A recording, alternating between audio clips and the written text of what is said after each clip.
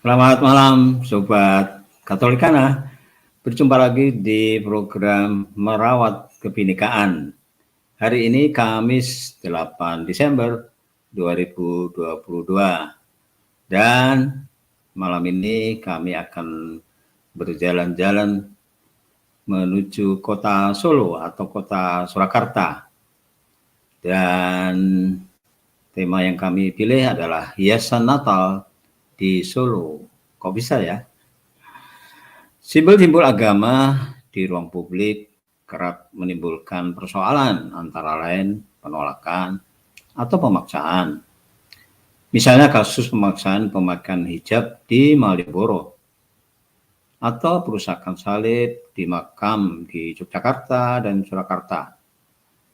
Namun hari-hari ini menjelang perayaan Natal, Pemkot Solo memasang hiasan Natal di jalan utama.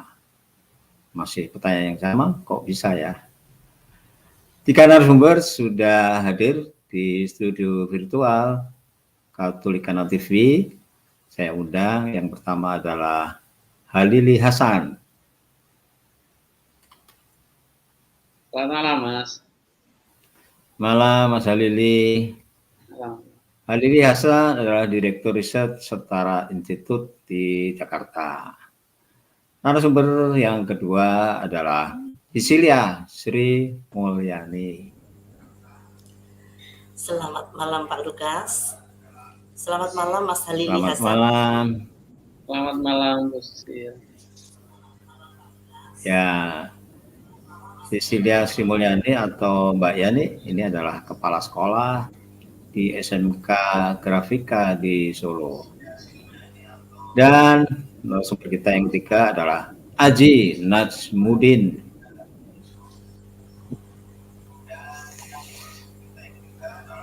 Malam, Kang Aji. Masih mute, Kang? Selamat malam. Ya. Kang Aji Najmudin adalah Gus Durian di Solo. Ya, baik. Saya akan mulai bincang-bincang dengan Mas Halili. Ya, Mas Halili.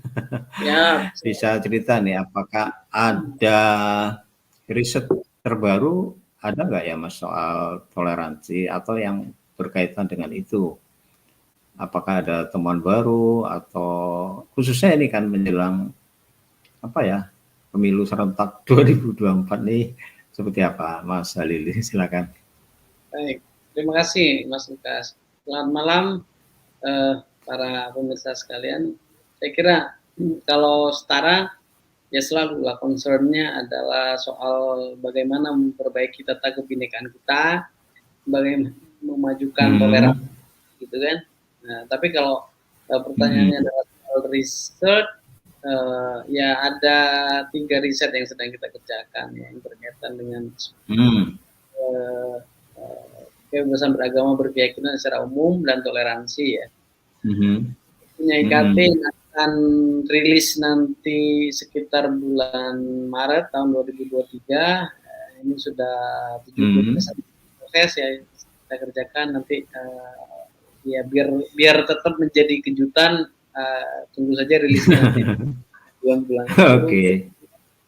Ya. Ada indeks hak asasi manusia sebenarnya dan KBB diantaranya, kebebasan beragama berkeyakinan, sebagai bagian dari hak sipil dan politik dalam disiplin hak asasi manusia, itu tentu saja akan menjadi catatan khusus soal KBB itu. Yang lain adalah annual report kita tentang kondisi kebebasan beragama berkeyakinan di Indonesia yang biasanya kami rilis bulan Desember, bulan Februari ya. Risetnya sampai Desember tiap tahun, tapi rilisnya biasanya Februari. Nah, ya paling cepat Januari. 2-3 bulan yang akan datang. Tapi secara umum yang bisa kita bocorkan dalam tanda petik gitu ya, ada ada dua konteks sebenarnya yang menurut saya menarik untuk kita cermati, Mas Lukas ya. Yang pertama, tentu saja Solo cerita ya, yang sedang akan kita bahas malam ini. Tapi yang lain adalah bom bunuh diri di Bandung. Itu juga cerita yang penting untuk kita sitir ya, untuk sekedar menegaskan sebenarnya dalam konteks kemajuan toleransi, dalam konteks radikalisme, dalam konteks ekstremisme, kekerasan, terorisme, kita memang tidak boleh pernah mengatakan bahwa kita baik-baik saja gitu ya. Karena kalau kita lihat data KBB, saya intip data itu yang sejauh ini di atas 100. Jadi artinya kita tidak pernah ada tahun di mana kita itu di bawah 100 peristiwa pelanggaran kebebasan beragama berkeyakinan di Indonesia ini. Jadi itu yang saya bisa sampaikan di kesempatan sangat awal ini, Mas Lukas. Oke, baik. Nah, sekarang kalau masuk di Solo nih, Mas Halili, bagaimana Mas Halili menyimak apa yang dilakukan oleh Pemkot ini ya, dan apakah ini sesuatu, kalau disebutkan sendiri kan ini baru pertama kali ya untuk memasang hiasan Natal ini.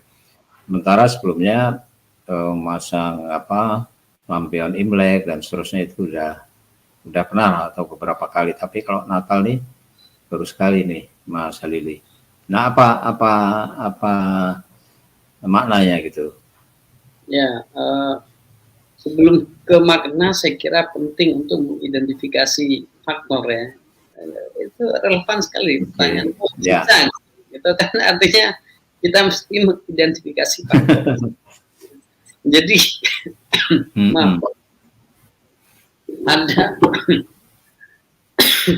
ada persoalan yang menurut saya memang kita harus handle semua gitu. Tapi yang paling pokok adalah kita membutuhkan faktor kepemimpinan. Kalau setara sering mengatakan kemajuan toleransi itu membutuhkan 3 level kepemimpinan ya. Pertama kepemimpinan politik, yang kedua kepemimpinan birokrasi, yang ketiga kepemimpinan di tengah masyarakat gitu. Itu 3 level kepemimpinan. Tapi kalau kita mencermati fenomena Indonesia di mana secara kultural kita ini merupakan masyarakat yang berwatak klientelis gitu ya, patronis, kita patron klien, watak yang sangat biasa di tengah-tengah masyarakat feodal gitu ya, semacam kita ini, memang yang akhirnya akan sangat mempengaruhi adalah kepemimpinan politik. Itu terjadi banyak. Kalau kita cek misalnya daerah-daerah yang toleransinya bagus gitu ya, Singkawang misalnya, kemudian ya Solo juga ya, kita mesti mention karena Solo itu satu dari top 10 kota dengan skor toleransi tertinggi di Indonesia menurut riset terakhir gitu ya. Kota-kota yang bagus kemajuan toleransinya, praktik toleransinya itu adalah kota-kota yang memiliki kepemimpinan politik bagus untuk isu ini, gitu ya. Isu kebinekaan, isu diversity, isu toleransi, ya, dan seterusnya. Jadi kepemimpinan politik ini satu faktor. Maksud saya, apakah kita harus spesifik mention kepemimpinan politik Gibran dalam konteks pemasangan hiasan Natal di Solo? Saya pikir ya. Saya tidak ingin melakukan evaluasi atau memberikan pujian pada kepemimpinan politik beliau, tidak. Tapi dalam konteks spesifik pemasangan hiasan Natal itu statement Mas Gibran kan menarik. Mas Wali Kota kan pernah mengatakan di video yang sempat viral itu kan bahwa tidak ada penolakan. Kalau ada ya yang menolak bawa ke saya kan itu pernyataan menarik. Saya kalau ada yang menolak gantian toh untuk semua, sekarang giliran teman-teman Nasrani ya gitu ya. Jadi kota itu memang semua, dan untuk bisa menyatakan bahwa ini untuk semua dan butuh penegasan komitmen bahwa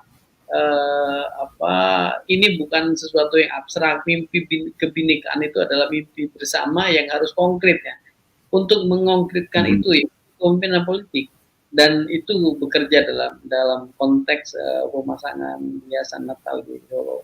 Jadi saya secara pribadi belajar di pengalaman-pengalaman riset yang dilakukan oleh Star Institute dan pengalaman advokasi juga gitu. Akhirnya ya saya bisa menyimpulkan memang bahwa kepemimpinan politik itu yang paling menentukan. Meskipun di beberapa daerah gitu yang kepemimpinan politiknya tidak muncul, ada ditopang oleh kepemimpinan birokrasi. Ya kira-kira begitu. Oke. Ya. Ya, Mas Lili, apakah juga ada faktornya, Mas? Usia pemimpin yang muda itu. Kan ada riset ya bahwa orang-orang muda itu lebih inklusif gitu. Nah, apakah ini juga berkaitan gitu, Mas Lili? Ya, memang kepemimpinan kita memang harus untuk bisa memajukan toleransi, untuk bisa merawat kebinekaan, memang butuh terobosan dan ruang untuk terobosan, untuk inovasi, untuk improvisasi, untuk keberanian itu ya memang hanya dimiliki oleh orang muda menurut saya ya. Itu menurut saya pengaruh ya. Meskipun tidak ada jaminan, tetapi kalau kita lihat misalnya begitu banyak teori kepemimpinan kan secara umum kepemimpinan oleh orang tua itu cenderung ya pemimpin tua itu kan pada umumnya adalah safety player kan, orang yang mau bermain aman, kemapanan, ruang inovasi dan keberanian terbatas gitu, itu mungkin berpengaruh.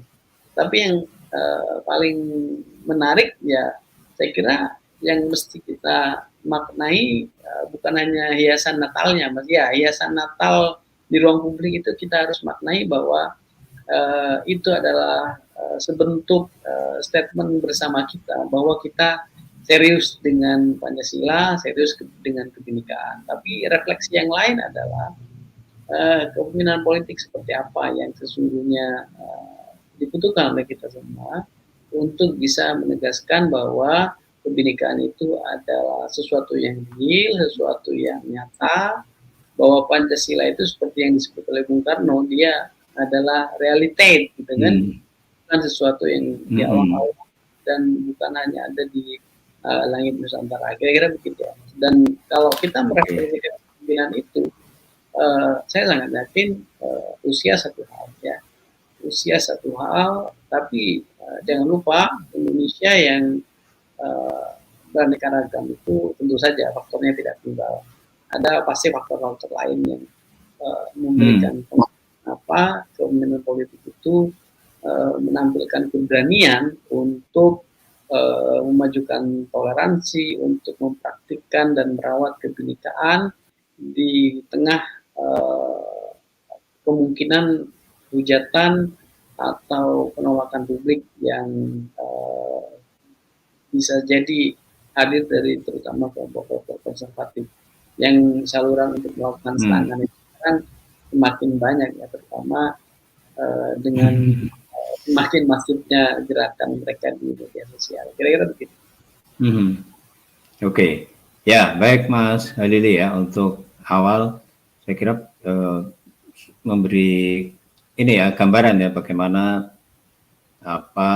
Kota Solo ini dan mengapa memasang ya hiasan Natal dan untuk pertama kali gitu dengan sikap-sikap yang ditunjukkan oleh pemimpinnya gitu ya, yang kalau pakai istilah Mas Lili ya bukan safety player ya, bukan cari aman gitu ya. Jadi dia berani untuk menyatakan, membuat statement, mengundang bahkan ya kalau ada yang mempermasalahkan gitu ya. Oke, Mas Lili, saya akan ke Mbak Sisilia Sri Mulyani atau Mbak Yani yang warga Solo ya. Warga Solo, Mbak Yani. Iya, Pak Lukas. Selamat malam. Ya, Mbak Yani, kameranya. Iya. Gimana, Pak Lukas? Oke, Mbak Yani. Oh ya. Ya, Mbak Yani, halo. Oke, halo. Selamat malam, Pak Lukas. Ya, selamat malam, Mbak Yani. Bisa cerita sebelum soal hiasan ya. Iya. Mbak Yani ini dulu, Pak Lukas. Sudah berapa lama ya berkarya di SMK Grafika ini? Oke, saya jadi guru sudah cukup lumayan lama, Pak Lukas. Baru 31 tahun. Wow. Mulai dari tahun. Iya, tahun 1991, tahun 91. Di tempat yang sama ini, tetapi saat itu namanya masih SMA Canisius Petang. Oke, Canisius Petang ya. Yeah.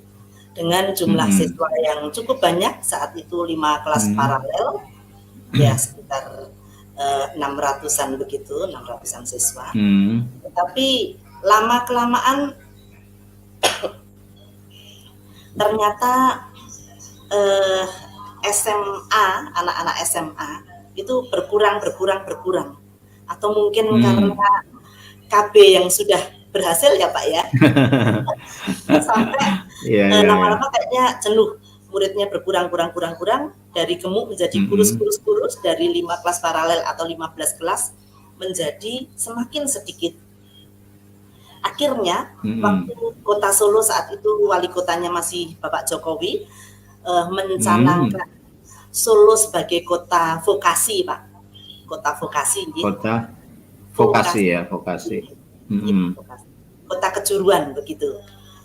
Kami tertarik dengan itu. Wah, kalau misalnya SMA ini alih fungsi bagaimana ya, begitu. Terus kami mempunyai ide untuk alih fungsi menjadi SMK, Sekolah Menengah Kejuruan. Nah, saat itu kami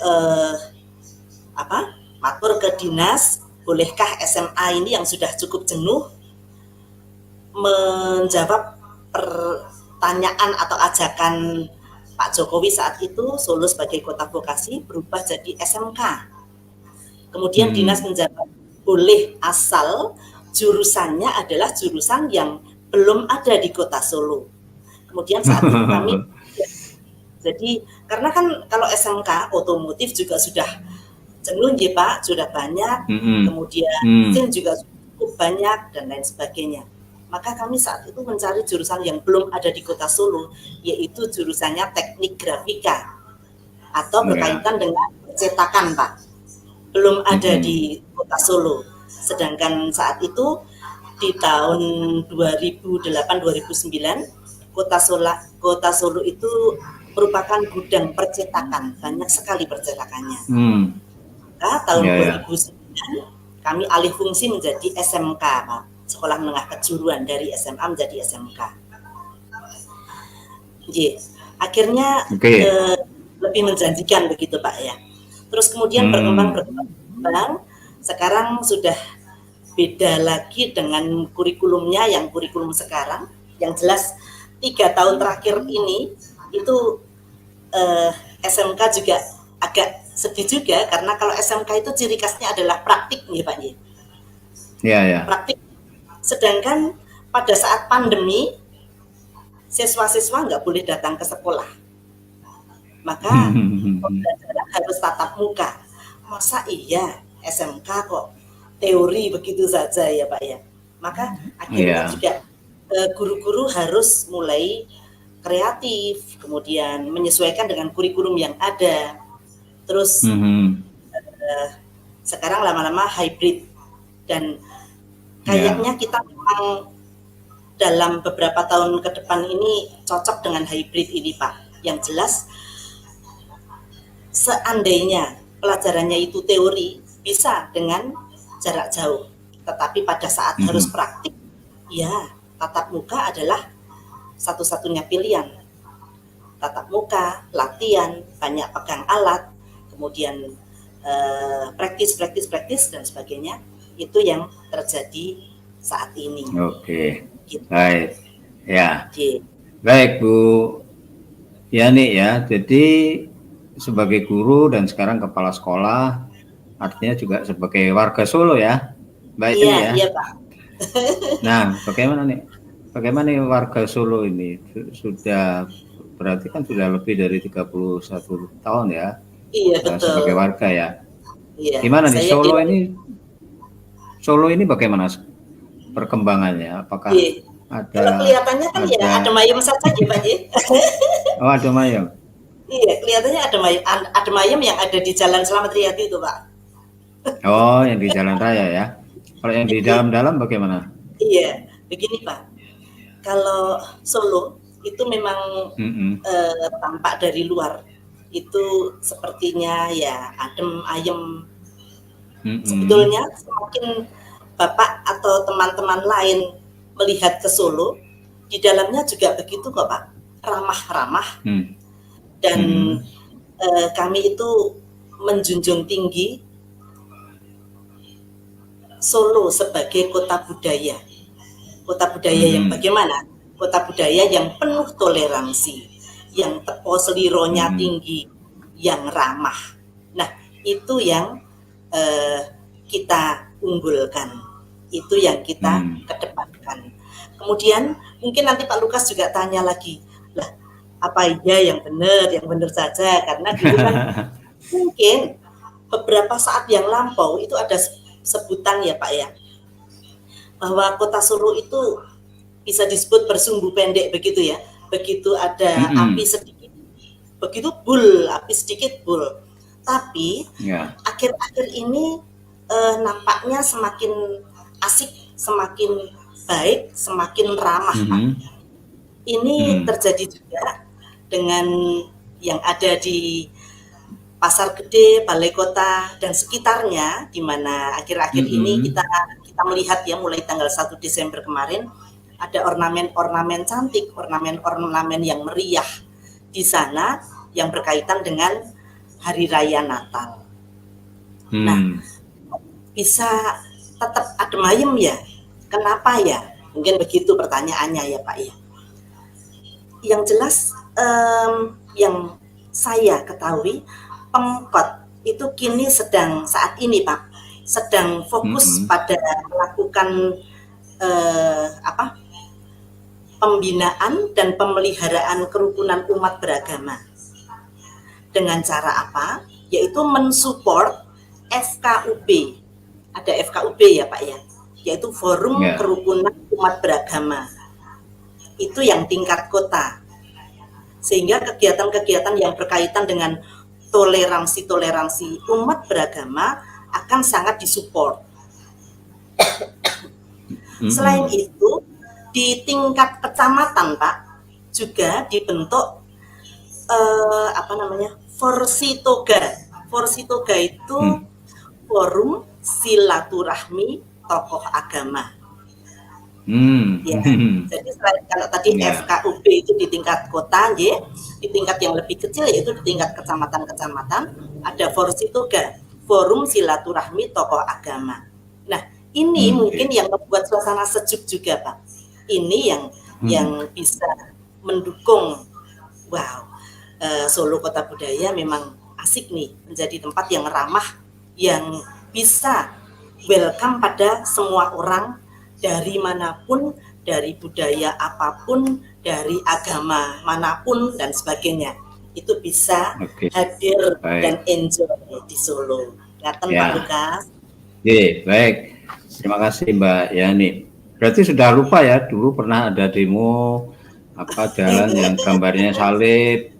Jalan gambarnya salib lalu dicet. Bahkan jauh sebelum itu Solo itu yang dikenal malah nguruki ya, Mbak Yani ya. Iya. Saya lahir di daerah Tipes Pak. Tipes itu juga lornya atau sebelah utaranya Nguruki. Iya. Ya artinya masyarakat sudah lupa akan itu atau gimana Mbak Yani? Iya. Semoga lupa Pak. Tetapi yang semoga lupa. semoga lupa karena lupa juga dengan sumbu pendek tadi. Tetapi yang namanya merawat kebinekaan, merawat itu kan ya harus sedikit demi sedikit, harus dihidupi setiap hari. Kebiasaan-kebiasaan bagus itu, kebiasaan baik itu harus dihidupi, ditanamkan pada anak-anak, pada murid-murid, begitu nggih Pak nggih, supaya menjadi habit. Yeah. Nah, kalau habitnya bagus, habit toleransinya pada yang lain itu memang ditanamkan terus-menerus, maka akhirnya bisa menjadi ya kebiasaan baik yang bisa menjadi mengarah ke nasib, begitu ya Pak ya. Dan kalau tentang di Kota Solo ini, saya juga setuju tadi dengan Mas Halili Hasan. Tentu tetap, kenapa kok yang dulu pernah maaf semacam diungkreh-ungkreh begitu ya, yang ini begitu tanggal 1 Desember ornamen Natal muncul, tapi kok aman-aman saja. Saya setuju dengan Mas Halili. Tentu saja ada peran serta, ada support dari Pemkot, dari Wali Kota Solo, yaitu Mas Gibran, yang maaf bukan pasang badan ya, tetapi yang betul-betul bisa berwibawa dan bijaksana dengan kalimat yang tidak ada yang protes. Yang protes silahkan datang. Nah, ini membuka diri, membuka hati untuk berbicara, untuk omong-omong. Ayo toh, siapa toh yang nggak setuju? Kita kan bisa bicara, kita kan bisa tepos gitu lagi. Ya. Nah, keramahan Kota Solo muncul lagi. Ngaten Pak, kalau menurut kacamata saya. Ya, baik Mbak Yani. Nanti saya lanjutkan ya obrolan dengan Mbak Yani, dan nanti bisa bareng-bareng juga dengan Mas Halili. Saya ke Mas Aji ya, Mas Aji Najmudin, Gus Durian Solo. Halo Mas Aji, Kang Aji. Masih mute Mas? Masih. Selamat malam Pak. Oke, Kang Aji. Sehat Mas? Sehat, alhamdulillah sehat. Iya, Kang Aji ini sudah berapa lama ya di Gus Durian Solo ini Mas? Bisa cerita sekilas? Oke. Mohon maaf kalau sinyalnya di sini agak kurang bagus ini. Baik, Ibu dan para narasumber, Pak Lukas sebagai moderator, kemudian para pemirsa semuanya, Katolik Kanati, salam. Perkenalkan, nama saya Aji Najmudin, saya mewakili dari Gus Durian Solo. Pada kesempatan kali ini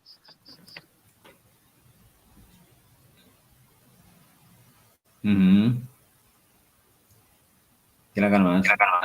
Oke, pada kesempatan bercerita sedikit apa itu tentang Gus Durian Solo dan apa namanya kegiatan kami ya. Jadi Gus Durian Solo itu seperti halnya nama Gus Durian Solo itu kami terilhami dari tokoh bangsa ya, yaitu Gus Dur, di mana Gus Dur itu kita tahu sebagai salah satu tokoh yang menjadi merajut kebinekaan seperti itu ya, atau merajut keberagaman. Dan ketika beliau wafat ya pada tahun 2009 silam, kemudian para pengikutnya atau kalau bahasa kerennya sekarang followernya kemudian membuat sebuah forum komunitas yang kemudian sebuah komunitas Gus Durian, dan komunitas Gus Durian tersebar di berbagai daerah, di berbagai daerah ada sekitar 200-an ya. Kemarin kita habis tunas ya, temu nasional di mana ada dari ratusan komunitas yang berkumpul, dan misi kita salah satunya adalah sama atau meneruskan perjuangan Gus Dur ya. Nah, perjuangan Gus Dur tentu sangat banyak ya. Ada di bidang ketahanan ekonomi, kemudian di bidang keagamaan juga, kemudian di bidang kebudayaan dan lain sebagainya. Yang pada intinya adalah kami dari seluruh Indonesia dan bahkan ada teman-teman luar negeri yang kemudian mendirikan komunitas Gus Durian juga, kita bersepakat ingin membuat tema pada kegiatan ini, bahwa keberagaman yang ada, bahwa kita ini bangsa satu tanah. Gus Durian ini juga tidak hanya satu agama, misalnya Islam, tapi kita dari berbagai macam agama, kemudian suku, ya, dan lain sebagainya. Nah, kalau di Solo sendiri, Gus Durian itu baru ada tahun 2015, Pak. Tahun 2015 sampai sekarang tahun 2022 masih eksis. Kita lakukan ya, kegiatan untuk merajut toleransi tadi, yang seperti yang sudah disampaikan Bu Cecil. Utamanya kita menyasar kepada anak-anak muda, anak-anak muda yang ada di Kota Solo, yang notabene anak muda di Kota Solo ini selain tanda kutip asli lahir di Solo, juga banyak sekali yang kemudian pendatang ya. Kita tahu di Kota Solo itu banyak kampus ya, seperti halnya di Jogja mungkin. Kita di sini banyak kampus yang itu kemudian membuat Kota Solo ini makin beragam ya. Tensi ini terutama dari kalangan anak-anak muda ini yang ingin kita ingin kita arahkan ya, atau ingin kita sinergikan dengan visi yang di mana tadi Gus Durian ingin merawat keberagaman yang sudah ada ini kemudian untuk menjadi sebuah kekuatan ya, atau persatuan dari. Nah, kemudian salah satu kegiatan yang sudah kita lakukan selama 1 tahun ini, kemarin ketika ada corona memang sempat vakum, Pak ya, mungkin hampir semua komunitas atau organisasi ketika corona vakum ya. Tapi kemudian ketika ada corona kemarin kita justru aktif ya. Kita aktif, kita penggalangan dana atur melalui media dan lain sebagainya, dan kemudian kita salurkan hampir ada kalau tidak salah 100.000 ya, 100.000 tapi ke berbagai titik ke seluruh Indonesia. Yang sasarannya tadi juga kita tidak memandang agamanya apa atau siapa dia ya. Kalau dia memang perlu kita butuh, tentu kita tidak tanya apa agamanya apa, tapi kita berikan bantuan sebisa kita, dan alhamdulillah kemudian dari situ kita juga kemudian bisa menjalin hubungan yang baik dengan pemerintah Kota Solo. Salah satunya kemudian kita mengadakan atau membuat program namanya City, Pak ya. City ini bukan nama orang, tapi singkatan dari sistem deteksi dini. Sistem yang mana adalah pada poinnya adalah mengajak masyarakat untuk berperan aktif atau warga itu memiliki keterlibatan di dalam penanggulangan khususnya bahaya radikalisme, karena selama ini yang kita tahu bahaya radikalisme dan ananya itu mungkin menjadi masalah atau ditangani oleh aparat. Nah, melalui program City atau sistem deteksi bahwa masalah ini adalah masalah kita bersama ya. Bahkan level atau warga di akar rumput atau di kampung-kampung sekalipun itu juga harus kita libatkan, tentu dalam porsinya mereka masing-masing ya. Tidak kemudian mereka tidak, tapi mereka diberi pengetahuan ya, di upgrade pengetahuannya, kemudian tentang bahaya radikalisme dan lain sebagainya. Ternyata setelah kita juga di Setara juga melakukan riset, kita juga melakukan riset kecil-kecilan, Pak. Oh iya, gimana Mas hasilnya Mas? Jadi risetnya malah cukup menarik. Dari beberapa napi di sekitarnya itu yang pernah kita temui, itu kebanyakan justru mereka itu ya memang ada yang dari pendidikan tadi ya, pendidikan keagamaan yang kita tahu itu sebetulnya ya hanya kedok, itu oknum lah kita sebut. Tapi yang menarik, radikalisme ini justru muncul dari keluarga, Pak. Jadi pola pengasuhan keluarga ini yang kemudian menjadi faktor penting di dalam mengubah mindset seorang anak ya, atau mungkin usia-usia remaja yang labil, apakah dia kemudian terjebak pada kelompok radikal tadi, atau kemudian orang tua ini ya. Nah, dari pola pengasuhan yang sehat itu teman-teman dari Gus Durian itu juga bekerja sama dengan beberapa NGO di Kota Surakarta, kemudian membuat semacam pilot proyek tentang pola pengasuhan yang baik, yang kita sebut pola pengasuhan yang toleran gitu.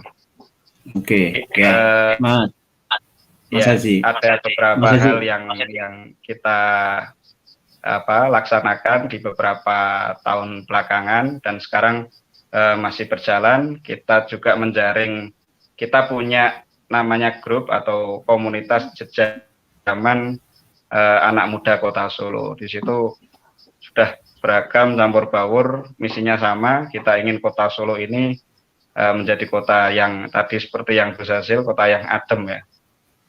Dengar itu ya, nama yang disebut pinggir jalan itu adem ayam itu nama restoran ya. Bukan iklan, tapi Gus Hasil tadi mungkin mau ngajak guyon ya. Tapi memang Solo ini ya aman, buktinya apa, ini sekarang sangat padat sekali ini kegiatan di Kota Solo, diadakan di Kota Solo, baik levelnya skop lokal, regional maupun internasional.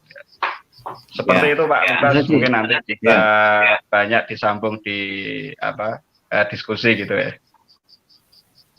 Ya, Mas Haji, saya mau tanya sedikit ya, tadi tentang pola pengasuhan keluarga menjadi salah satu temuan ya dari riset yang dilakukan. Saya kira itu menarik ya. Misalnya kasus perusakan makam itu kan dilakukan oleh anak-anak ya di Solo itu ya beberapa waktu lalu ya, Mas Haji kan. Nah, apakah itu yang tampak di luar itu seperti itu, sementara yang di dalam itu lebih lebih detail lagi begitu, Mas Haji. Betul. Yang kita cukup miris ya Pak ya, miris dengan kasus yang terjadi itu kalau tidak salah di daerah Mojo, Pasar Kliwon, di mana justru anak-anak kemudian digunakan atau dimanfaatkan ya untuk gerakan ya, kalau zaman dulu kan tawuran itu percobaannya itu kan di antar sekolahan, nanti antar kamu dan ini radikalisme percobaannya merusak makam ya. Mungkin si mentornya itu, kamu kalau berani yang ada tanda agama tertentu yang dianggap kafir seperti itu ya, atau dianggap berlawanan dengan agamamu, mungkin dapat pahala seperti itu. Nah, ini yang kemudian menurut saya doktrin-doktrin semacam ini patut diwaspadai. Pola pengasuhan anak ya, ini menjadi sebuah hal yang penting yang perlu akan di kalangan kita semua ya. Karena anak-anak ini itu sekarang kan sudah ada zaman digital gitu ya, zaman gadget ya, dimana kita tidak bisa mengontrol anak selama 24 jam ya. Kalau sudah pegang gadget, mungkin ada juga anak-anak yang kemudian terpapar bukan dari lingkungan mereka tinggal, tapi dari pergaulan di media maya mereka. Nah, ini menjadi salah satu hal yang mungkin atau cukup menarik juga untuk kita kulik lebih jauh seperti itu. Oke. Ya, baik Mas Hadi. Saya kembali ke Mas Halili. Mas Halili, ini sudah ada pertanyaan ya Mas ya sebelum, atau kalau mau menanggapi Mbak Yani, Mbak Cecilia juga bisa, atau Mas Haji ya. Ini ada pertanyaan dari penyiar magang, bisa kita ambil. Apa karena Solo dipimpin oleh Gibran yang juga anak presiden? Nah ini Mas, anak presiden nih. Atau karena pendekatan beliau yang memang patut diapresiasi. Ini ada hubungannya nggak Mas, anak presiden sama pendekatan? Silakan Mas. Apa tergantung presidennya atau gimana Mas? Mas Halili, silakan. Pertanyaannya sangat politik nih. Iya, pertanyaannya politik ya. Politik ya. Silakan. Saya melihat sebenarnya secara personal, ini Mas Gibran ini kan sosok yang menarik ya menurut saya. Emang selama ini kan ya cool di satu sisi, atau bagi beberapa orang yang tidak terlalu suka dengan pendekatan yang terlalu cool, mungkin dianggap terlalu acuh tak acuh gitu ya terhadap orang. Tapi yang menarik menurut saya bukan dari sisi personal, tapi dari sisi bagaimana mendekati persoalan gitu ya. Kalau untuk konteks ini, Setara punya pengalaman lain yang juga melibatkan Pak Mas Wali Kota gitu ya. Karena sekian waktu yang lalu ada ex napiter kasus bom Solo yang sempat heboh waktu itu ingin menyampaikan permintaan maaf gitu ya. Dan mungkin satu-satunya ex napiter yang secara terbuka minta maaf kepada masyarakat di daerah itu. Dan saya kira salah satu yang patut dicatat itu wali kota, pemerintah kota Solo kemudian memfasilitasi permintaan maaf itu. Saya ingat betul kami dibuatkan forum dan dihadirkan korban, dihadirkan pelaku ini, dan permintaan maaf itu diberikan. Dan dalam catatan kami mungkin permintaan maaf secara terbuka itu dengan fasilitasi oleh pemerintah kota barangkali itu satu-satunya di Indonesia ya. Tapi memang terlepas di beliau ini anak presiden atau bukan gitu, ada pendekatan yang relatif clear ya dalam melihat bahwa ya sebuah kota, entitas kota itu memang untuk semua. Satu. Yang kedua, ada pandangan pendekatan yang relatif clear menurut saya bahwa semua orang harus terlibat dan pemerintah memberikan uang untuk itu, memfasilitasi itu semua gitu ya. Dan yang ketiga adalah pendekatan bahwa memang mesti entitas publik yang memberikan contoh gitu ya. Kita tentu nggak bisa terlalu banyak berharap pada swasta misalnya atau pada masyarakat sipil yang program dan sumber dayanya terbatas gitu ya. Tapi kan negara punya seluruh sumber daya, tinggal bagaimana entitas publik bernama negara, dalam konteks ini pemerintah daerah, pemerintah Kota Solo itu memberikan contoh bahwa sebuah negara, sebuah kota, sebuah daerah itu memang dalam kerangka keindonesiaan adalah satu untuk semua. Jadi bukan hanya untuk satu identitas, termasuk identitas yang mayoritas sekalipun itu tidak punya legitimasi tunggal untuk memiliki atau mengklaim memiliki hak kepemilikan, ownership atas sebuah entitas publik itu. Dan itu contoh yang sudah ditunjukkan oleh Mas Wali Kota dalam konteks ini. Jadi ini terlepas dari beliau ini anak presiden atau bukan, saya lebih ingin berfokus pendekatan yang beliau tempuh paling tidak dari pengalaman secara institut melakukan riset satu, yang kedua melakukan engagement dengan pemerintah Kota Solo dalam konteks ini secara lebih spesifik Wali Kota dan Kesbangpol ya. Kemudian dari pengalaman kami mencermati melakukan advokasi di beberapa kasus termasuk tadi ya soal pendidikan makam, kemudian serangan atas upacara Mitogareni Syiah dulu ya di Sukoharjo, tetangganya Solo yang sering menjadi supplier juga begitu banyak dan saya kira itu respons lekas saya atas pertanyaan tadi. Ya Mas Halili, kalau dari 10 ya kan 10 kota toleran ya risetnya setara itu, apakah ada yang di luar 10 itu yang bisa mengikuti Solo atau masuk ke 10 gitu ya? Katakanlah saya Jogja ini, gimana Mas? Apakah ada peluang nggak untuk masuk ke situ? Dan apa kalau tidak itu kesulitannya apa gitu?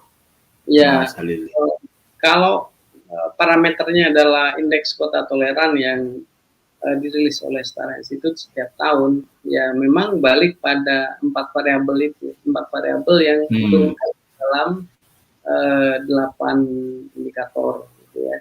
4 variabel itu adalah variabel regulasi pemerintah, variabel regulasi sosial, variabel tindakan pemerintah, dan variabel sosiodemografi keagamaan itu ya, demografi sosio keagamaan, sosio religius. Nah, dan kebijakan atau regulasi pemerintah ini diturunkan ke dalam 2 indikator, yaitu perencanaan pembangunan, kemudian kebijakan spesifik non diskriminatif dan toleran gitu ya. Kemudian regulasi sosial itu dilihat dari angka pelanggaran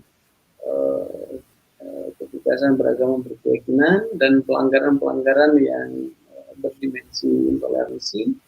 Kemudian bagaimana dinamika masyarakat sipil merespons itu, regulasi sosial itu dalam indikator itu. Kemudian variabel yang terakhir itu diturunkan ke dalam 2 indikator, yaitu demografi keagamaan dan inklusi sosial. Nah, kalau melihat variabel dan indikator-indikator ini sebenarnya tidak terlalu sulit bagi kota-kota itu bisa bergerak. Saya mau kasih contoh misalnya, Solo itu kan sebelum ke 10 besar itu berada di peringkat 20-an sekian gitu ya. Jadi ada tantangan di satu sisi, tetapi yang paling pokok adalah bagaimana dari aspek regulasi pemerintah, regulasi sosial, kemudian dinamika masyarakat sipil, kemudian inklusi sosial bekerja, dan seluruh sumber daya yang ada di kota itu bisa dialokasikan untuk mengatasi soal-soal itu, untuk memperbaiki regulasi, untuk menggerakkan masyarakat sipil jika terjadi peristiwa gitu. Jadi kalau ada peristiwa itu jangan hanya didiamkan gitu, karena korban kelompok vulnerable misalnya di Jogja, saya mau kasih contoh, ketika terjadi penolakan di mana pengungkapan itu ya terhadap Pak Slamet gitu ya. Dan kemudian ada salib di Kota Gede, Itu kan masyarakat sipil nggak banyak bergerak kemudian untuk membantu mereka, sehingga terjadi apa yang disebut sebagai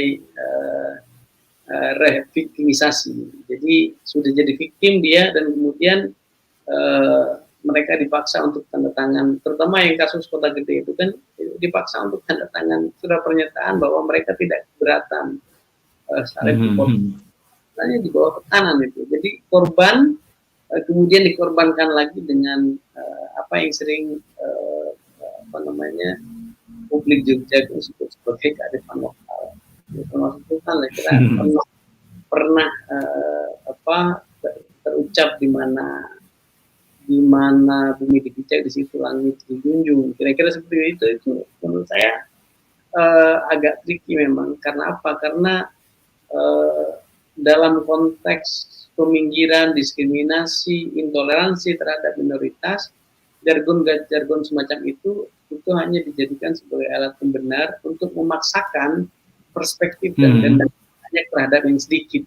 Itu agak tricky memang. Tapi balik ke poin, sebenarnya kalau balik ke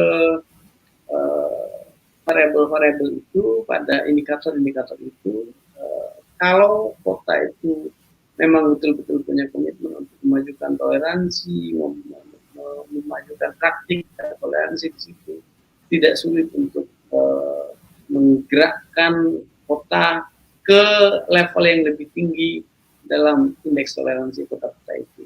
Banyak contoh di mana kota yang pada mulanya itu tidak toleran itu menjadi lebih baik. Ya. Bogor misalnya itu kan lebih baik, Bandung misalnya itu kan lebih baik. Tapi jangan lupa juga ada juga kota yang sebenarnya pada mulanya itu baik, tapi kemudian terjerembab, turun signifikan. Siantar, Pematang Siantar itu ketika IKT dirilis pertama kali itu peringkat 1. Tapi kemudian begitu banyak konflik di sana, ada penguatan identitas Melayu, dan kemudian di hampir seluruh indikator yang ditetapkan itu terjadi regresi sedemikian rupa, ada stagnasi, ya, dan kemudian Pematang Siantar tidak layak sebagai kota dengan indeks toleransi tinggi. Itulah kenapa mereka kemudian keluar dari 10 besar. Jadi PR kita semua sebenarnya adalah bagaimana menjadikan kota itu pelan-pelan atau progresif, ya, cepat bergerak ke situasi yang lebih baik. Dan jangan lupa Mas Mita, kalau kita menyebut kota itu bukan hanya pemerintah, maka prakarsa yang disebut tadi oleh Biani, oleh Haji, itu sesuatu yang baik sesungguhnya. Kenapa? Karena kalau menyebut kota itu bukan hanya pemerintah, tetapi masyarakatnya juga. Makanya yang dinilai oleh adalah kotanya. Oleh karena itu kami sering katakan ke kepala daerah itu, wali kota dan wakil wali kota itu, jangan terlalu baper kalau kota itu rendah. Berkontribusi itu bukan hanya wali kota, gitu ya, tapi seluruh elemen masyarakat. Kalau melihat variabel dan indikator yang biasa kami pakai, saya kira begitu. Oke. Ya, satu lagi Mas, kalau Jogja, Solo itu kan ada kemiripan kultur, ya. Seberapa jauh sebenarnya kultur itu berpengaruh gitu ya? Ya. Atau kenapa tidak berpengaruh gitu? Sebenarnya kultur itu berpengaruh sebenarnya. Saya mau kasih contoh secara kultural itu Sultan, ya, saya menyebut Sultan. Sultan itu kan kalau untuk konteks Jogja, beliau memiliki otoritas politik di satu sisi, tapi beliau sebagai raja kan punya otoritas kultural, punya otoritas kebudayaan. Dan juga di sana. Adakah situasi di mana Jogja itu punya semacam benteng kultural untuk mencegah diskriminasi dan intoleransi? Kita punya contoh itu. Jogja punya contoh itu. Saya nyebut kita karena saya merasa orang Jogja gitu. Di kasus atas Sia ya, itu maaf, bukan hanya Sia saya kira, tapi juga Ahmadiyah. Di kasus hubungan atas Sia dan Ahmadiyah, Sultan waktu itu kan pasang badan. Karena Sultan pasang badan, elemen-elemen kultural yang ada di Jogja juga pasang badan. Itu satu. Contoh yang lain adalah pada kasus Cebongan. Kan sebenarnya gerakan-gerakan kultural untuk misalnya ya apapun lah, kita bisa berdebat soal positif dan negatif dari gerakan itu. Karena mereka kan dulu masyarakat Jogja bikin gerakan anti premanisme gitu ya, dari kasus Cebongan itu. Kita terlepas dari itu semua, yang mau saya katakan adalah secara kultural sebenarnya Jogja punya modal kultural yang bagus untuk membangun benteng kebinekaan yang kuat juga gitu ya. Jadi mereka punya modal kultural untuk kemudian bukan saja memperkuat kohesi sosial, tetapi juga memperkuat resiliensi. Resiliensi itu artinya ketika ada narasi-narasi yang mengganggu terhadap kebinekaan, intoleran, diskriminatif, mereka bisa menghadirkan benteng kultural untuk membangun pertahanan bagi mereka sendiri. Masyarakat yang punya ketahanan itu akan jauh lebih mudah menolak semua narasi-narasi intoleransi yang hadir dari eksternal atau tensi yang mungkin muncul di lingkungan internal. Nah, kebudayaan di Jogja, di Solo itu menurut kami tetap saja dia merupakan modal sosial yang bagus untuk memajukan toleransi. Pertanyaan berikutnya adalah kenapa hasilnya beda gitu ya, Mas Lukas ya? Kenapa di Solo jauh? Sebenarnya ini berkaitan dengan mungkin di Jogja secara spesifik punya tantangannya ya. Ada banyak hal yang bisa dipelajari dari Solo tentu saja. Solo ya kita tahu ada plus minus. Minusnya adalah kita tahu tantangan gesekan antar kelompok, friksi untuk tidak mengatakan konflik ya, itu tinggi di Solo kan, karena warna-warna itu ya memang sangat dinamis di Solo itu, merah, putih, kuning, hijau itu di Solo relatif lebih berimbang gitu ya. Itu minus yang lain adalah kerajaan di Solo itu tidak sekuat otoritasnya dari Jogja. Kita harus akui itu ya. Secara politik, hukum dan seterusnya ya. Jadi itu sebenarnya minus. Tapi Jogja juga punya tantangan yang luar biasa. Tantangan yang luar biasa itu terutama pada aspek apa? Pada aspek tata kelola sosial politik, sosial ekonomi, tata kelola sosial ekonomi. Jogja bertumbuh sangat pesat. Satu, yang kedua Jogja merupakan betul-betul miniatur Indonesia karena jumlah kampung banyak, potensi untuk terjadinya gesekan antar identitas itu juga tinggi. Itu juga tantangan di Jogja. Jogja juga kota pariwisata kita tahu. Jogja kota pariwisata untuk secara umum menyebut ya, mungkin dia kedua terbesar setelah Bali gitu, dan itu melahirkan tantangan tersendiri. Kalau Jogja itu tidak berhasil manage dengan baik, menata kelola dengan baik dinamika baru ekonomi, sosial ekonomi di Jogja, itu ya berbagai tindakan intoleransi akan muncul, entah alasannya rasial, itu satu. Kalau Jogja tidak bisa memanage situasi dirinya sebagai kota pendidikan, miniatur Indonesia, kota pariwisata dan seterusnya itu sebagai identitas yang saling bersilang berkaitan gitu, maka tantangan tata kebinekaan pasti akan tinggi juga. Tapi jangan lupa Jogja punya modal kultural yang kuat untuk bisa menjadi Oke, Mas Lili. Saya coba ke Mas Aji nih. Mas Aji barangkali akan memberi tanggapan juga atas pertanyaan dari penyiar magang. Sementara ada pertanyaan dari Ignatius dan Setio nanti barangkali untuk Mbak Yani ya. Ya, sekarang ke Mas Aji lebih dahulu. Silakan Mas Aji. Pertanyaan yang bisa diulang pertanyaannya. Oke, dari penyiar magang tadi. Pertanyaan penyiar magang, ya. Silakan Mas. Menarik memang ya.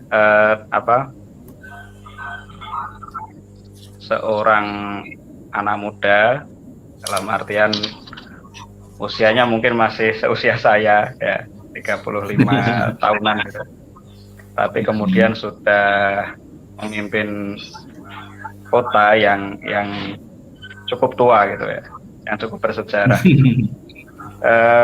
Terlepas dia anak seorang presiden atau mungkin didukung dari partai yang kemudian mayoritas di kota Solo, tentu ada banyak konflik interest ya, baik itu di internal di tadi partainya mungkin ya, karena setahu saya sebelum Gibran maju itu ada tokoh yang hendak dicalonkan ya, tapi kemudian di akhir menjelang pemilihan kemudian muncul nama Gibran dan akhirnya kemudian terpilih.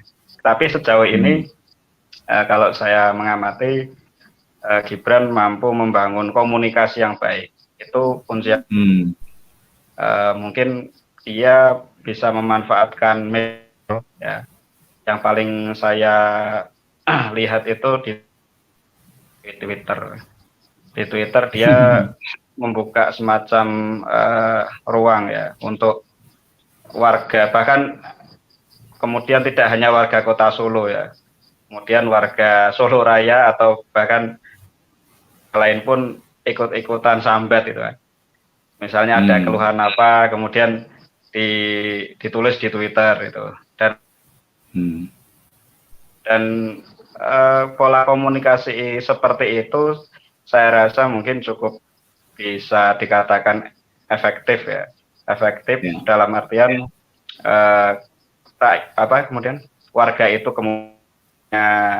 punya suara, atau dalam artian dia bisa terlibat dalam ya, kemudian warga juga kemudian bisa melihat sendiri bagaimana kinerja dari pemerintah tersebut ya, dan kemudian ketika pemerintah tidak segera bertindak, maka biasanya the power yang paling kuat untuk mendorong. Kalau dulu ada people power untuk menggulingkan pemerintahan atau rezim otoriter, sekarang ini ada the power of netizen ya.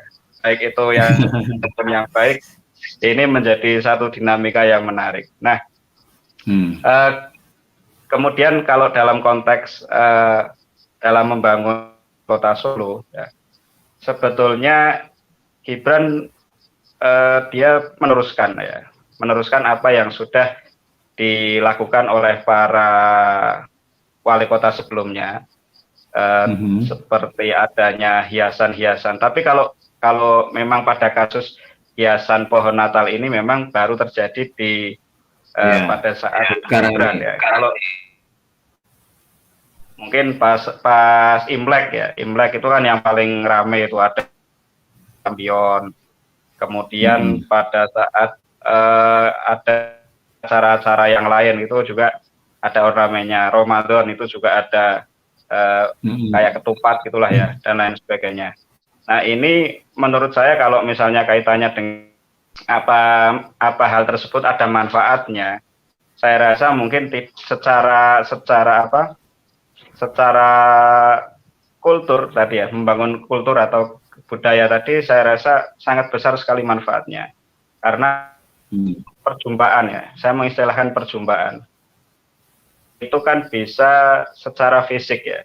Artinya antar pemeluk agama dengan pemeluk agama lain yang sebelumnya itu belum pernah berjumpa ya. Saya misalnya sebelumnya belum pernah mengenal orang Katolik misalnya, tapi ketika di Gus Durian saya kemudian bertemu dari kawan-kawan Katolik, saya kemudian bisa saling,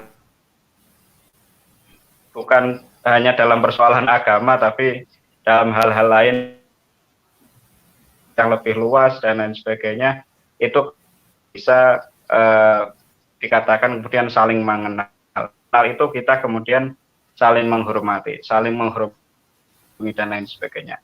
Nah, mungkin yang ingin disampaikan atau pesan yang ingin disampaikan dari pembangunan atau hiasan-hiasan tersebut adalah bagaimana agar orang, mungkin kalau yang di luar Tionghoa ketika ada Imlek, biar mereka itu ikut merasakan euforianya atau kegembiraannya, kan seperti itu. Ketika ada momen Natal ini juga bagi pemeluk agama lain itu juga agar merasakan ya, oh ini kegembiraan dari saudara-saudara dari Kristen, dan ini menjadi satu kemudian yang dilakukan oleh Gibran ini kan minim suara-suara sumbang berbeda dengan yang dilakukan oleh misalnya Pak Rudi ya, yang notabene ya mohon maaf Pak Rudi mungkin agamanya Katolik ya, ketika dia kemudian pernah kan tahun 2009 di depan balai kota yang itu sebetulnya tidak ada maksud untuk salah, nanti diinjak kan malah dia enggak menghormati ya. Itu kan hiasan yang dari titik nol kemudian ke ngeledak, itu ada makna filosofinya lah dari kebudayaan Jawa. Tapi oleh beberapa orang yang sebetulnya minoritas gitu ya, mereka itu sedikit tapi yes berisik ya, gaweane gawe ya. Itu kemudian di demo ya. Nah, mungkin untuk menjaga tadi ya soal stabilitas tadi, akhirnya ornamen tersebut yang sebetulnya cantik sekali ya, indah sekali, tapi karena isu seperti itu akhirnya harus dihapus. Nah, ketika di hiasan Natal, hiasan pohon Natal ini saya amati belum ada ya, semoga aja tidak ada ya.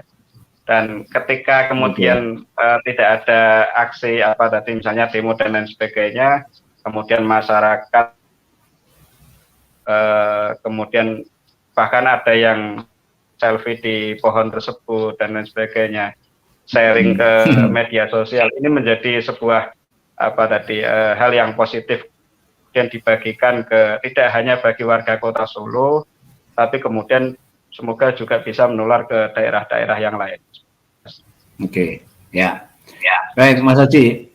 Sebenarnya ada pertanyaan untuk Mas Haji, tapi saya mau geser dulu ke Mbak Yani ya. Mbak Yani juga ada pertanyaan nih dari Ignatius Brian Setio. Apa peran Pemkot Solo untuk menumbuhkan iklim toleransi melalui pendidikan? Nah, ini cocok nih pendidikan ya, Mbak Yani.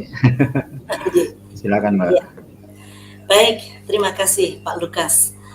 Ini pertanyaan dari Mas Ignatius tentang peran pemerintah ya, peran pemerintah atau Pemkot Solo untuk menimbulkan atau menumbuhkan iklim toleransi melalui dunia pendidikan.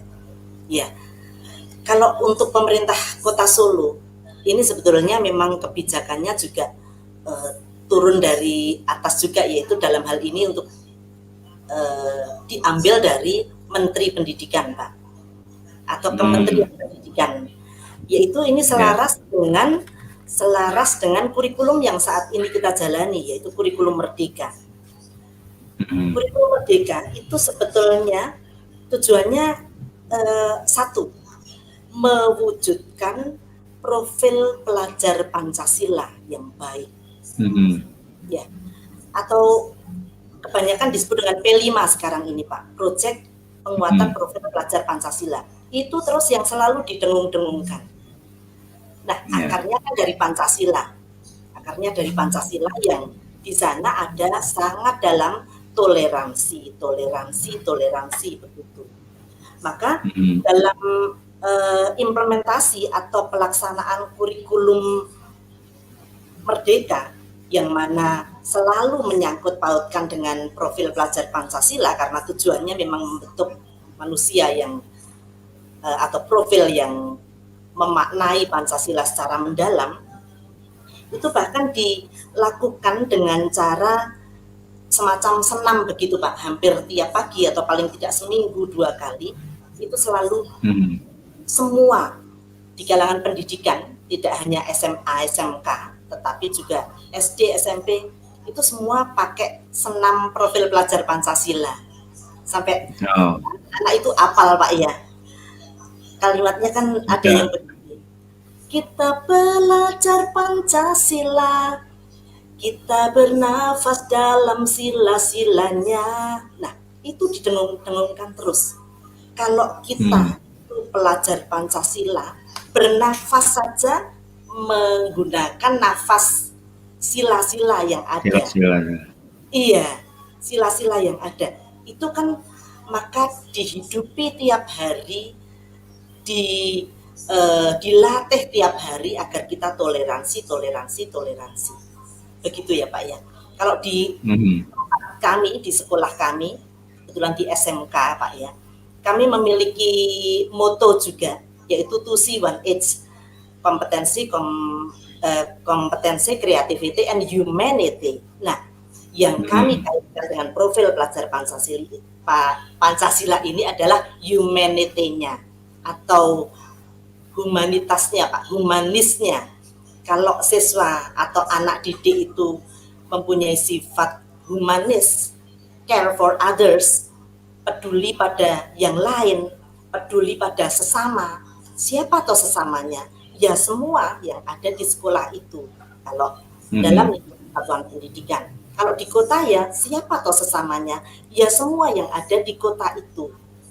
Bahkan kalau di suatu negara ya semua yang ada di suatu negara itu adalah sesamanya. Tidak peduli agamanya apa, tidak peduli suku bangsa dari mana dan sebagainya. Itu yang jelas sesama ya, mereka semua yang ada sehari-hari bersama-sama dengan mereka juga di kota Solo begitu. Sesamanya ya siapa? Ya yang ada di dalam kota Solo itu. Meskipun kalau di sekolah kami itu karena bidang keahliannya teknik grafika Pak, mungkin tidak diminati oleh orang-orang kota ya. Orang kota Solo sendiri nggak minat. Jadi murid kami itu 50% dari luar kota, bahkan luar provinsi. Maka kami sering menyebut Indonesia kecil ada di SMK Grafika. Indonesia kecil. Kenapa?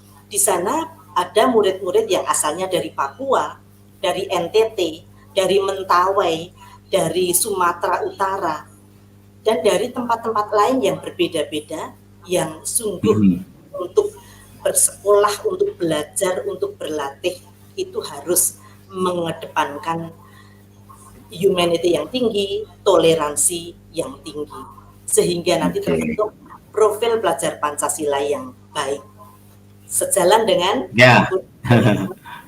ngaten Pak Lukas. Baik. Semoga bisa menjawab pertanyaan dari Mas Ignatius. Sudah direspon tuh, terima kasih katanya. Mas Halili, apakah ada ini komen dari aspek pendidikan ya, seberapa besar tuh aspek pendidikan membantu menumbuhkan toleransi itu, keberagaman, Mas Halili? Masih mute Mas, mute. Kalau dari sisi pendidikan formal, saya kira Bu Yani tadi sudah memberikan ulasan cukup panjang ya, dan saya setuju dengan itu semua, bahwa ya memang ada peran besar yang mesti mainkan oleh lembaga pendidikan formal. Tapi jangan lupa kalau kita bicara soal pendidikan, ya balik ke pandangan Ki Hajar Dewantoro bahwa lembaga pendidikan formal itu bukan satu-satunya. Jadi ada trisentra pendidikan yang berulang-ulang disampaikan oleh Ki Hajar, Bapak pendidikan kita. Ada pendidikan di keluarga, ada pendidikan di masyarakat, ya. Dan kalau ini dikembalikan pada data kami pernah melakukan survei ya tentang potret toleransi di kalangan pelajar, dan 3 tahun berikutnya tahun 2019 relatif baru 2019 sebelum pandemi itu kami juga melakukan survei di 10 perguruan tinggi negeri. Ternyata faktor yang paling mempengaruhi anak-anak apakah mereka menjadi toleran atau tidak toleran itu adalah pendidikan di keluarga. Jadi guru itu kalau tidak salah kedua. Jadi yang paling utama itu keluarga.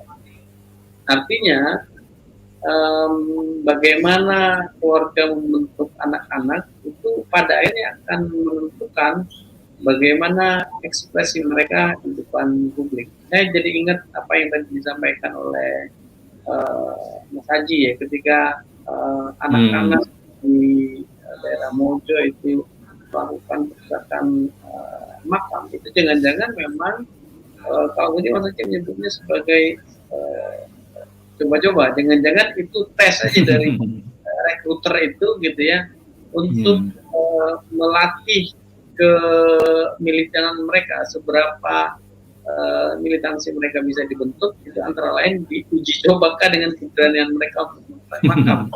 Tapi ada potret lain saya kira di banyak tempat yang lain ketika anak-anak itu dengan sangat gampang itu menuding yang lain sebagai kafir, menuding yang lain sebagai sesat, menuding yang lain itu sebagai tidak layak masuk surga gitu ya. Itu dugaan saya bukan hanya semata-mata dipengaruhi oleh bagaimana pendidikan berkontribusi membentuk semua, tetapi juga pendidikan di tingkat keluarga dan tentu saja masyarakat. Jadi 3 sentrum pendidikan itu secara beririsan sama-sama memberikan pengaruh terhadap bagaimana anak-anak kita itu menampilkan dirinya di dalam interaksi dengan sesama. Apakah mereka menjadi lebih toleran atau baliknya menjadi lebih toleran? Apakah mereka menghargai dan menerima perbedaan atau sebaliknya mendiskriminasi, bersikap intoleran terhadap berbeda itu? Saya kira itu yang penting untuk memberikan highlight bahwa kalau kita menyebut pendidikan, jangan kita dalam bahasa Jawa itu jangan beruke semua persoalan pada pendidikan formal. Nah, kasihan teman gitu ya. Kita semua harus berkontribusi. Misalnya di tingkat masyarakat. Saya kan kemarin ada pengeboman di Bandung. Kita sangat sesali juga. Kita tentu mengutuk keras segala bentuk kekerasan semacam itu, gitu. Apapun alasannya, mau itu alasannya jengkel dengan pengesahan KUHP dan seterusnya itu cara-cara kekerasan itu tidak pernah bisa kita benarkan. Yang mau saya katakan dari situasi itu adalah ada faktor yang bersangkutan satu, tapi juga ada faktor environment saya kira. Bagaimana jejaring pergaulan, kalau dalam bahasa Mas Haji tadi, bagaimana perjumpaan mereka dengan yang lain, itu juga akhirnya menentukan.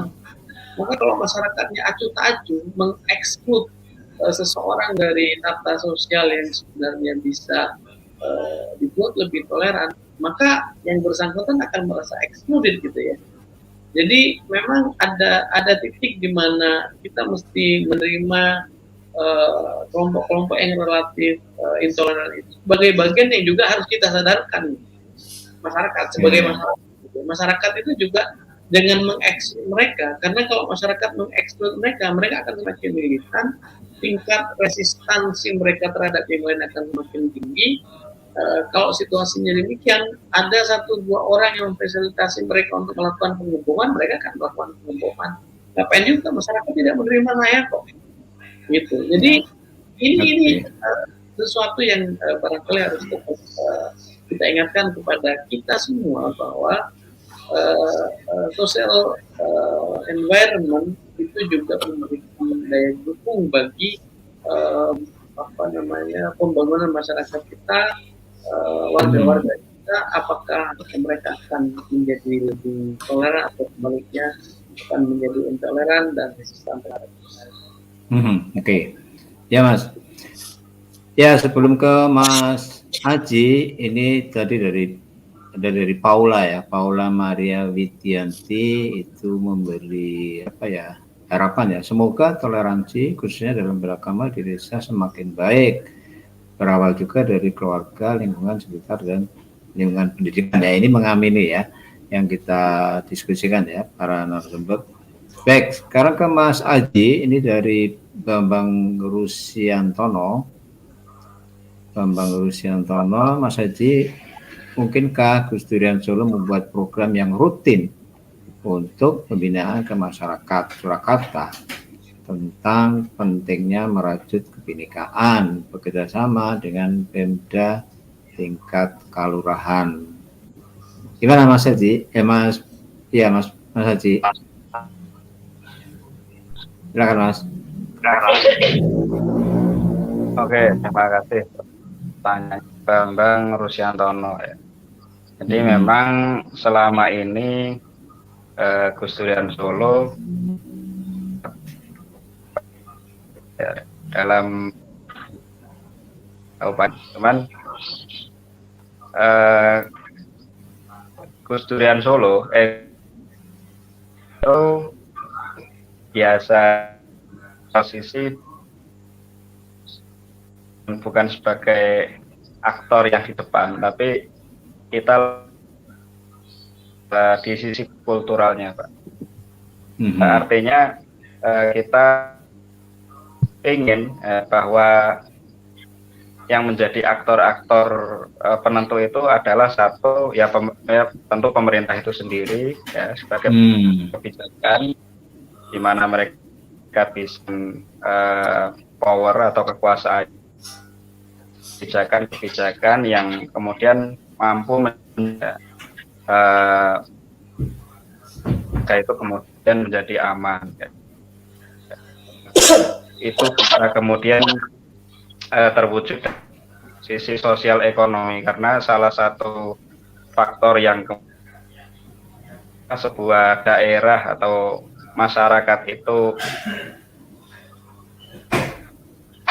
juga sosial ekonomi, kesejahteraan, kesenjangan ekonomi kalau tidak diperhatikan, kalau itu juga bisa memicu terjadi. Atau kemudian yang kedua adalah kita dari sesama masyarakat sendiri ya, tadi seperti yang sudah saya sampaikan, untuk kemudian satu kemudian mereka saling mengenal satu sama lain. Kita kemudian membuat satu forum ya,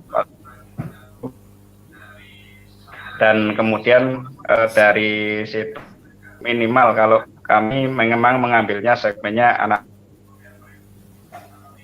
anak-anak muda ini ya yang akan memimpin kota anak muda yang saat ini kami coba untuk ajak untuk bagaimana membangun bersama Kota Solo ini. Dan yang tidak kalah penting di kota banyak sekali ya lembaga. Tadi dari sisi NGO juga sudah ada, kemudian dari lembaga dari pemerintah itu misalnya ada juga menyebut FKUP ya. Kebetulan FKUP ini dipimpin oleh Ketua FKUP Solo, Pak. semoga dari dari kepemimpinan beliau ya,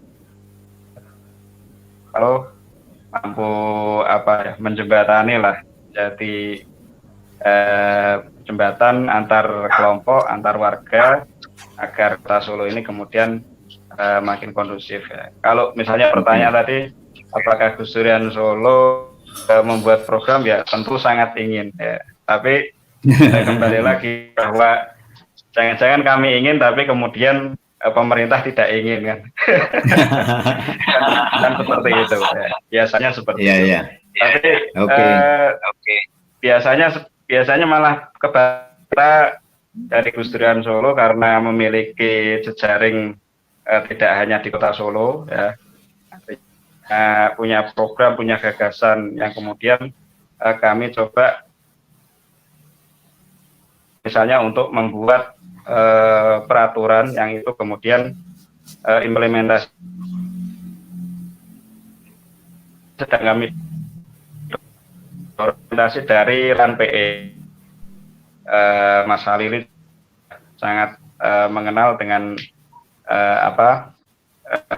dari RAN PE ini, di mana dari RAN PE ini yang kemudian diturunkan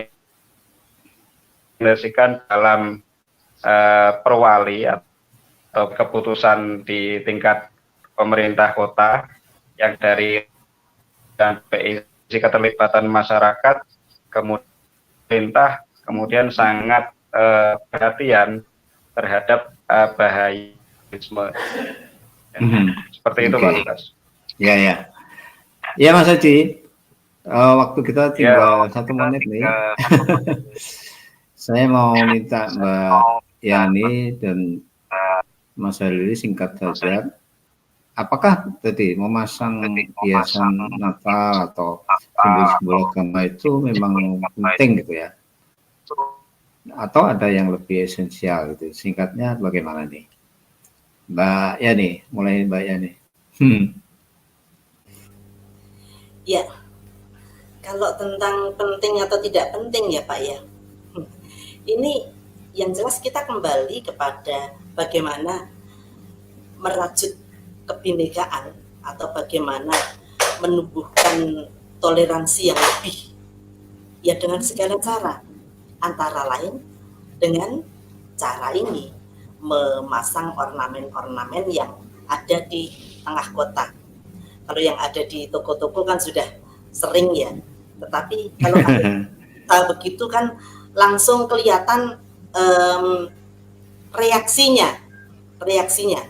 Apakah benar ini yang digembar-gemborkan katanya toleran, katanya ramah, katanya menjunjung tinggi budaya, apa benar ini?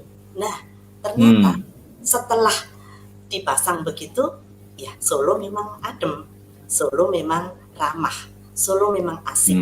Maka kalau menurut saya ya, hidup dalam kebinekaan, hidup dalam toleransi yang penuh, itu memang asik. Maka mari keasikan ini kita tularkan, kita wariskan kepada anak cucu kita. Itu saja. Ya, Mas Halil, singkat, apakah penting pasang simbol-simbol itu secara bergantian tidak seperti di Solo, atau ada yang lebih esensial? Itu penting banget Mas, jadi penting banget ya. Saya mendukung itu, upaya-upaya semacam itu. Kenapa? Karena kalau kita bicara toleransi, kalau kita bicara kebinekaan, kan sesungguhnya yang paling dasar itu adalah penerimaan. Penerimaan itu antara lain dimulai dari penerimaan atas simbol, dan banyak orang yang tidak bisa melakukan ini. Level di atas penerimaan itu tentu saja ada pengetahuan dan seterusnya, ada inklusi yang melihat yang lain itu bagian tak terpisahkan dari kita, itu tingkat paling ujung. Tapi dengan memasifkan pemasangan simbol itu sebenarnya ujian bagi kita, apakah penerimaan atas simbol yang berbeda itu cukup bisa kita terima dengan baik atau tidak. Kalau kita tidak berhasil di ujian selemah-lemahnya iman ini, penerimaan atas simbol itu kan ujian atas keimanan kita dalam kebinekaan sesungguhnya. Kalau kita tidak menerima atas simbol itu, maka menjadi lebih sulit pekerjaan kita untuk misalnya menerima yang lain dari sisi pemahaman, menerima yang lain dari sisi pengakuan atas hak sebagai sesama warga negara, itu menjadi lebih sulit. Jadi permasalahan simbol untuk menegaskan keimanan kebangsaan kita bahwa kita memang toleran dalam tata kita. Baik, Mas Halili Hasan, Mbak Sisilia Sri Mulyani, dan Mas Haji. Terima kasih sudah berbagi di program Merawat Kebinekaan. Ya, mudah-mudahan apa yang kita perbincangkan malam ini bisa menginspirasi ya teman-teman di kota lain untuk menghargai simbol-simbol yang berbeda. Sekali lagi terima kasih, dan kita akan bertemu lagi di kesempatan lain. Terima kasih Mas Haji. Selamat malam teman-teman. Selamat malam Sobat Katolikana. Selamat malam, Mbak. Sahabat Katolikana.